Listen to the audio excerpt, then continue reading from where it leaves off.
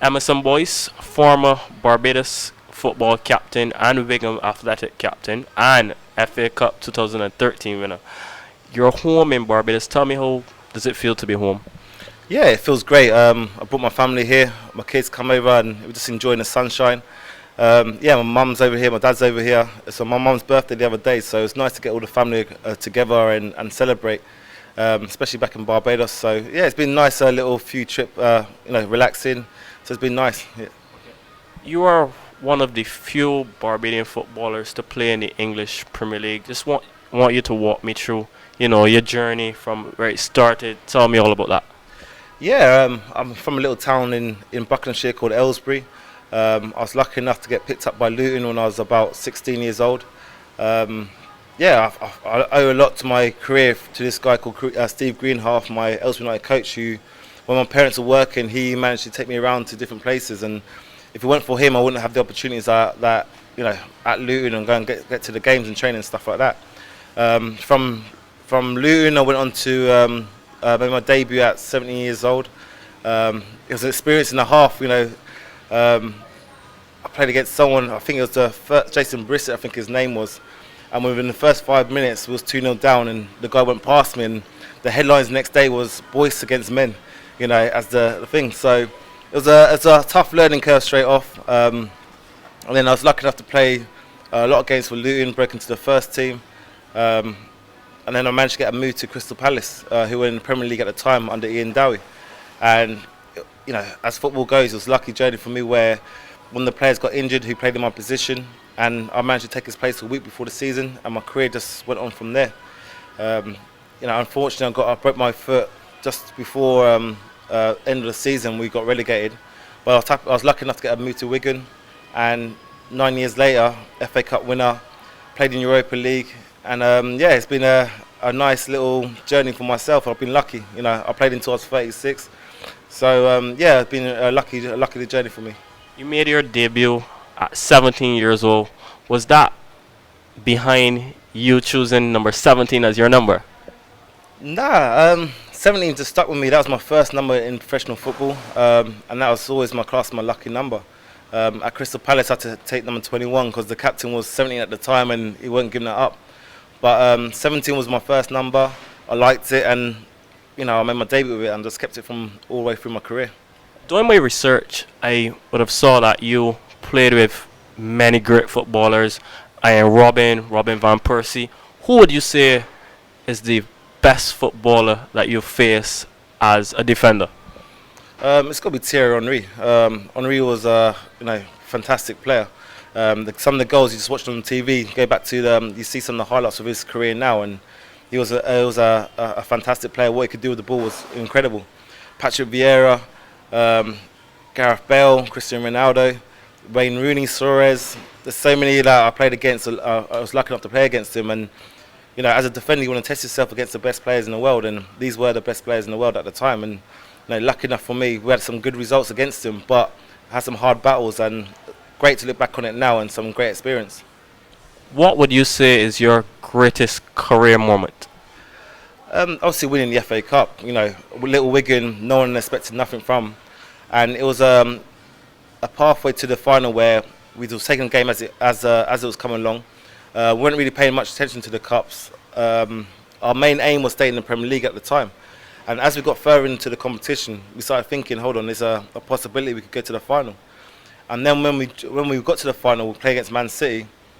As crazy as it sounds, we had a bigger game a couple of days later against Arsenal, where we had to win to stay in the Premier League. So when we played the FA Cup final against Man City, it was literally a day out to enjoy. We never we had a slight dream that we could beat them, but it was nothing. In our street, it was nothing realistic. I think what helped, we played Man City 2 weeks before, and we should have got a result from them. So going into that final, we knew we could compete against him, not actually win, but we thought we could compete against him. And on that day, Roberto Martinez just said to us, go out there and play with freedom, enjoy yourself. And I remember Dave Whelan came into the change room as well. Last time he was at Wembley, he broke his leg, and he kept saying to us, just enjoy this moment, And lucky enough for us, the team just clicked, and McManaman was outstanding on the day, and we got the goal. Ben Watson, a fairy tale for him, who broke his leg earlier in the season, came off the bench and scored us the winner.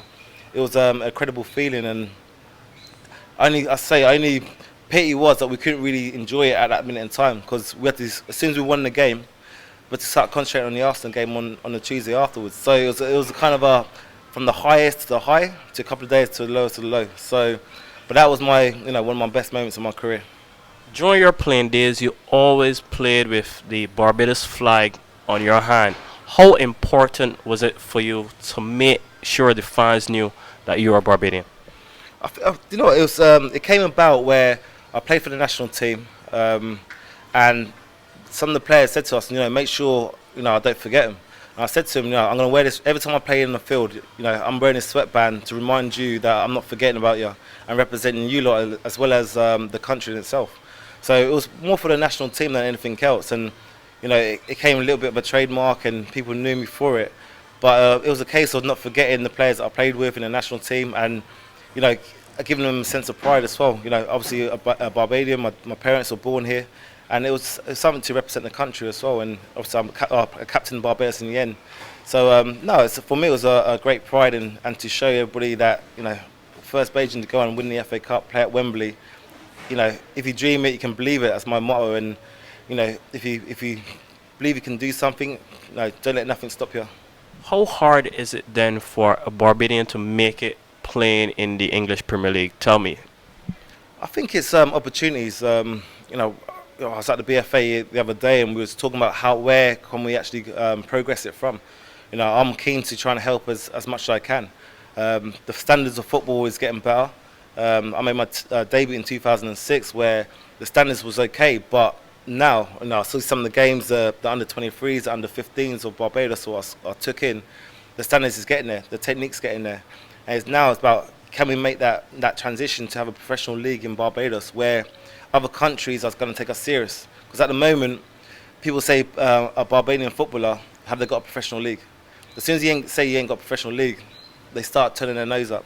So it's a case of having a professional league here, setting everything out here, and then people will take us more serious abroad. And but we've got players here. We've got some really, really good talent over the years. It's now a case of trying to get them to Europe, trying to get them to America to showcase their own talent. And I'm more than confident anyone can make it. And how important is it for us to have professional footballers on the national team to make it, to the Gold Cup, even the World Cup? Yeah, I think we look at Trinidad, we look at Jamaica. A lot of their players, Honduras as well. As soon as you get to that World Cup, it opens so much avenues for the island in the whole. I'm fortunate enough to play with some Honduras players who got to the World Cup, and suddenly half the team was playing in Europe. So it is a case of now, can we make that next step? It's not just about the football, it's not just about the national team. It's about what could potentially open up avenues for the whole country in sport in general. So I think it's we got the players. It's just a case now of getting opportunities. Okay, cool. Emerson, you're now 39, is it? Yeah. You've put away your playing boots. What is next for you now? Tell me about post-playing. Yeah, I'm doing my coaching badges at the moment. I've been down at Wigan with the academy. I've been down Luton for a little bit. It's just a case of now just trying to see what I want to do. I want to set up a little a foundation sort of where ex-players come out and tell their stories as well. That's in the pipeline at the moment, and it's a case of now what I want to do. Enjoy life. I've got my kids over here, spending time with them, and but yeah, I think I'm going to get into coaching and try to get all my badges done. And next thing I know, could possibly be the next national manager at some stage of my career. That's my goal. So yeah, it may not be anytime soon, but that's one of my goals I want to do, is be the head coach of the national team. Barbados. Barbados. Thanks a lot, Emmerson, for your time. Yeah, no problem, yeah.